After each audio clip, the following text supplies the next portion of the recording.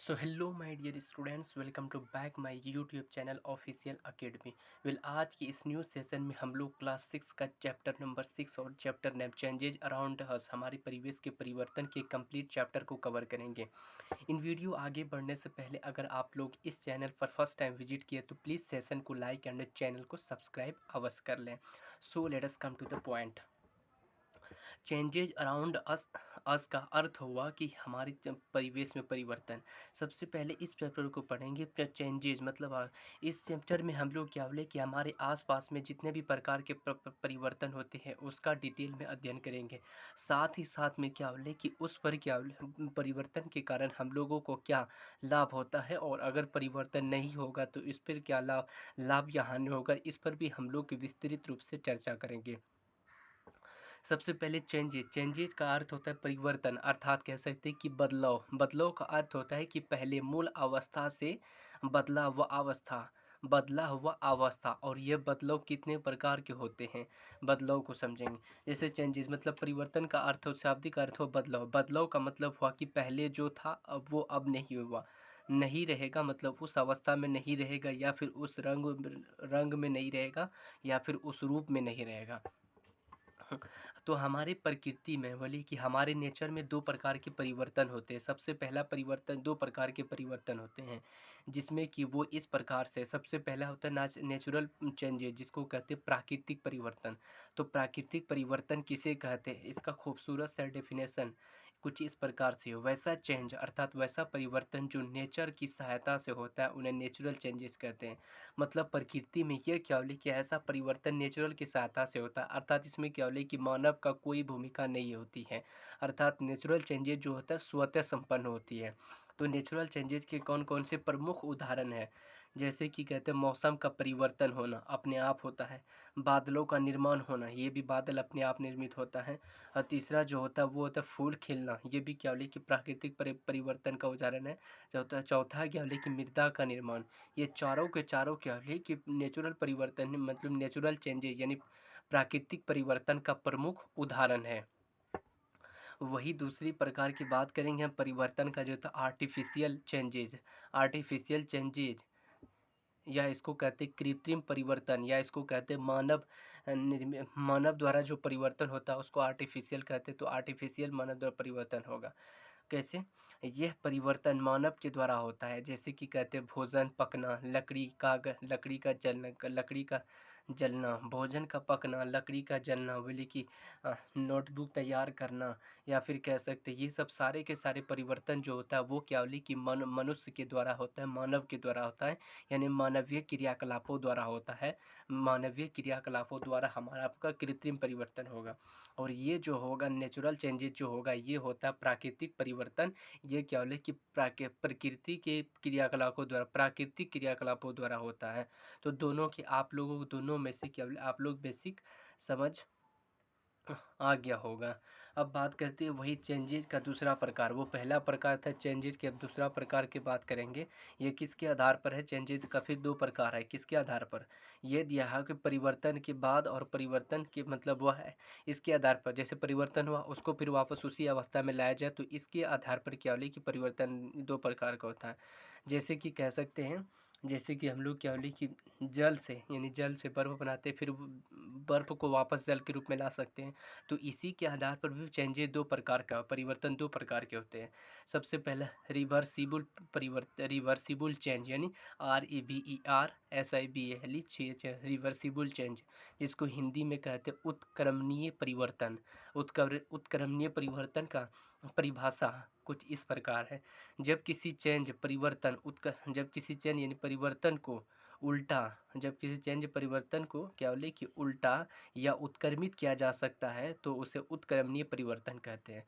मतलब उत्क्रमणीय परिवर्तन को कहते हैं जैसे मूल अवस्था से दूसरी अवस्था में लाओगे, फिर दूसरी अवस्था से उसको वापस मूल अवस्था में ला सकते हो, जैसा कि मैंने कुछ देर पहले अभी उदाहरण से आप लोगों को समझाया। देखो, विस्मय, इसके भी क्या बोले कि टॉपिक्स है, इसका भी एक पॉइंट्स है।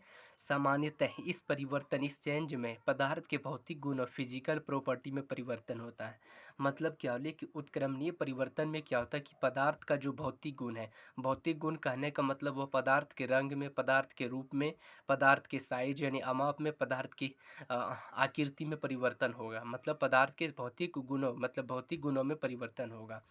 वही दूसरा है पॉइंट है, अधिकांश इस चेंज में नए पदार्थ का निर्मित नहीं होता है। मतलब वह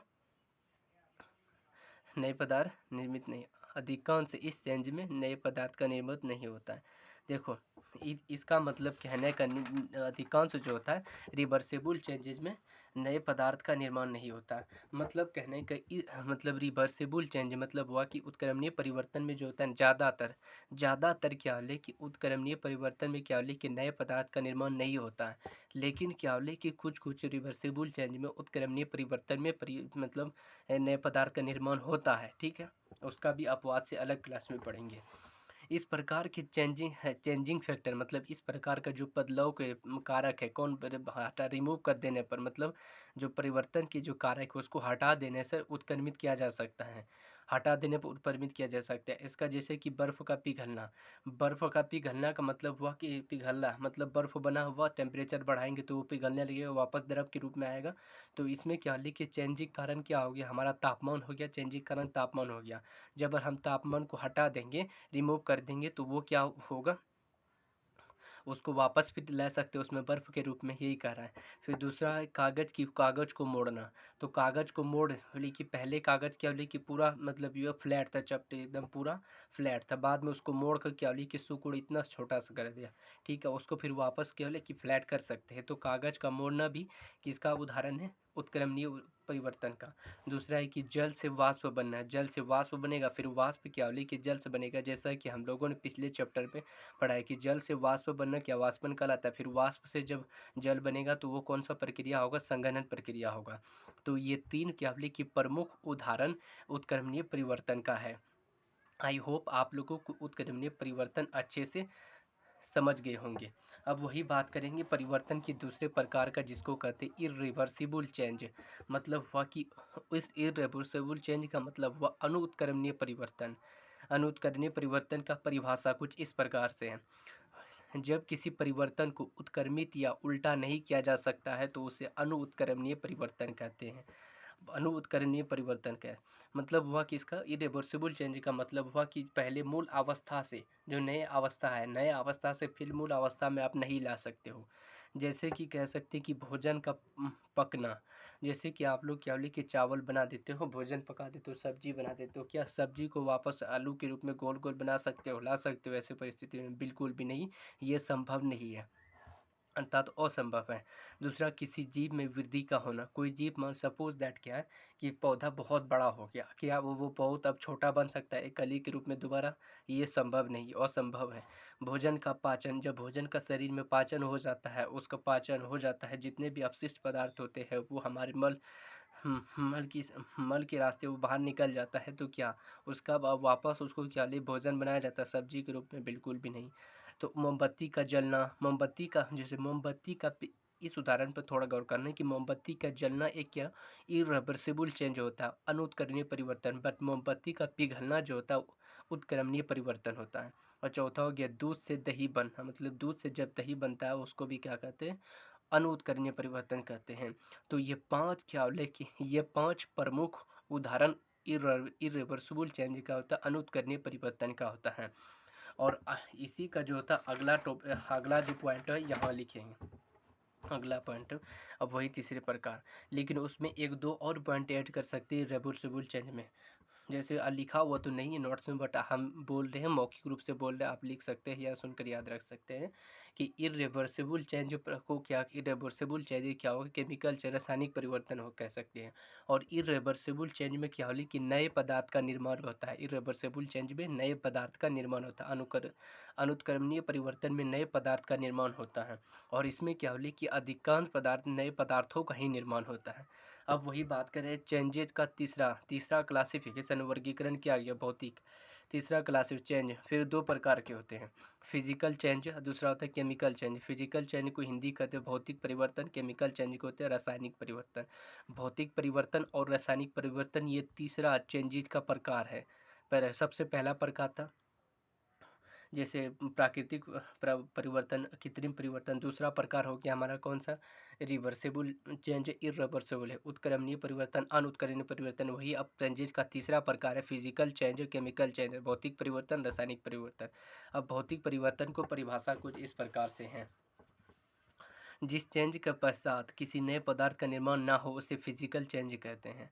मतलब फिजिकल चेंज, भौतिक परिवर्तन में नए पदार्थ का निर्माण नहीं होता है और अधिकांश भौतिक परिवर्तन उत्क्रमित किया जा सकता है। मतलब जितने भौतिक परिवर्तन होते हैं ज़्यादा से ज़्यादा भौतिक परिवर्तन को उत्क्रमित किया जा सकता है। तो फिजिकल चेंज का फिजिकल चेंज और क्या बोले कि ये रिवर्सेबल चेंज, उत्क्रमणीय परिवर्तन एक दूसरे से को रिलेटेड है। तो उसका पीछे रिवर्सेबल चेंज का कंसेप्ट समझोगे तो फिजिकल चेंज को समझने में आसानी होगी। जैसे कि कहते हैं बर्फ़ का पिघलना, बर्फ़ का पिघलना एक भौतिक परिवर्तन है। और ये बर्फ़ का पिघलना किसमें एग्जाम्पल का, किसका एग्जाम्पल, रिवर्सेबल चेंज का भी एग्जाम्पल है। दूसरा गुब्बारे का फूलना, ये भी रिवर्सेबल चेंज का उदाहरण है, ये भी रिवर्सेबल चेंज का उदाहरण है। तो ये प्रमुख दो उदाहरण थे भौतिक परिवर्तन का, ठीक है, भौतिक परिवर्तन का। वही अब बात करेंगे क्या कहते हैं तीसरा जो है वो रासायनिक परिवर्तन, इसको कहते हैं केमिकल चेंज, रासायनिक परिवर्तन हिंदी में। जिस परिवर्तन के पश्चात किसी नए पदार्थ का निर्माण होता है उसे केमिकल चेंज कहते हैं। केमिकल चेंज में क्या हो, रासायनिक परिवर्तन में नए पदार्थ का निर्माण होगा, यह नए पदार्थ का निर्माण है। मतलब इसी से मिलता जुलता क्या था, इरिवर्सिबल चेंज का, अनुत्क्रमणीय परिवर्तन, उसमें भी नए पदार्थ का निर्माण हो रहा था। अधिकांश केमिकल चेंज रासायनिक परिवर्तन को उत्क्रमित नहीं किया जा सकता। मतलब इरिवर्सिबल चेंज जो था उसको उत्क्रमित नहीं किया जा सकता था। ये क्या मतलब ये हाँ, जैसे कि लोहे में जंग लगना, ये क्या रासायनिक परिवर्तन है। भोजन का पकना, ये भी रासायनिक परिवर्तन है।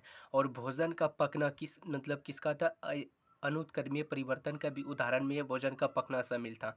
तो कैसे रिवर्सिबल चेंज फिजिकल चेंज से रिलेटेड है और इरिवर्सिबल चेंज केमिकल चेंज से रिलेटेड है। दोनों एक दूसरे से क्या की को रिलेटेड है। दोनों एक दूसरे से क्या है, को रिलेटेड है। अब हम लोग बात करेंगे हैशटैग फैक्टर ऑफ चेंज, मतलब परिवर्तन के कारक। परिवर्तन के कारक ऐसा कौन सा चीज़ था जो कि उसमें क्या बोले कि परिवर्तन के लिए जिम्मेदार है, उसमें परिवर्तन क्यों हो रहा था, ऐसा कौन कौन सा चीज़ है उसको देखेंगे। हैशटैग बोली कि जैसा कि hashtag factor of change Hindi में कहेंगे परिवर्तन के कारक। देखो परिवर्तन के मुख्य दो कारक होते हैं, मतलब बदलाव, यानी अगर किसी भी चीज़ में परिवर्तन हुआ तो उसका मेन दो ही रीजन है। सबसे पहला क्या कारण है, फोर्स यानी बल। बल के कारण परिवर्तन कैसे होगा, देखो बल, जैसे बल के कारण जैसे फोर्स, जब कोई वह लोहार लोहे पर हथौड़ी से प्रहार करता है तो वह लोहे की आकृति को बदल देता है। तो यहाँ जब एक क्या बोले कि लोहार जो होता है हथौड़े से लोहे पर गर्म लोहे पर प्रहार करेगा तो उसकी आकृति बदल दिया। तो ये किसके थ्रू किया, बल की थ्रू से किया।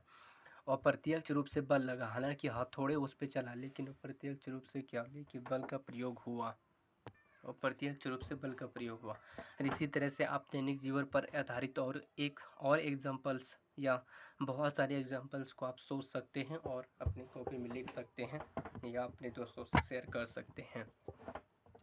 इसके कारण कई चेंजेज होते हैं, इसके कारण सामान्यतः भौतिक चेंज होते हैं। मतलब क्या हुआ कि ये जो हैशटैग फैक्टर चेंज मतलब परिवर्तन के कारक जो होता है, बल के कारण अक्सर क्या बोले कि पदार्थ के भौतिक गुण में परिवर्तन होगा। भौतिक गुण का कहने का अर्थ हो उसकी आकृति में परिवर्तन, उसका साइज में आकृति में परिवर्तन को समझने के एक उदाहरण लेते हैं। जैसे कहते एक गुब्बारा लो, उसमें क्या बोले कि फूंक मारकर हवा भर के बंद कर दो। अब ऊपर से जैसे ही प्रेस करोगे तो उसकी आकृति बदल जाएगी। मतलब मूल आकृति जो था वो नया आकृति में दोनों में बदलाव आ जाएगा। बदलाव यानी परिवर्तन हुआ, बदलाव आ जाता है। और ये परिवर्तन किस आकृति में परिवर्तन, अब बोलते कि साइज में परिवर्तन कैसे होता है। एक गुंथा हुआ आटा लो, इसका गोल रखा, उसको गोल कर दो अच्छे से, अब उसमें प्रेशर दो, ऐसे करके उसे और छोटा हो जाएगा। तो पहले उसका साइज बड़ा था बट अब क्या हुआ, गूंथे इसे दबाने के बाद उस पर कंप्रेस करने के बाद उसका साइज और छोटा हो गया। तो इसमें क्या हो कि साइज में भी परिवर्तन हुआ, शेप में भी परिवर्तन हुआ, ठीक है। तो पहला कारक हम लोग समझ लिए कि चेंजिंग का क्या क्या सबसे पहला कारक है। अब वही बात करते हैं कि दूसरा कारक जिसको कहते हैं उष्मा, इसका अर्थ वह हीट कहते हैं। कैसे होता है उसको समझते हैं। जब पर्यावरण की जब बर्फ़ को सामान्य ताप पर रखा जाता है तो वह पिघल जाता है, ऊष्मा के कारण हम भोजन पकाते हैं।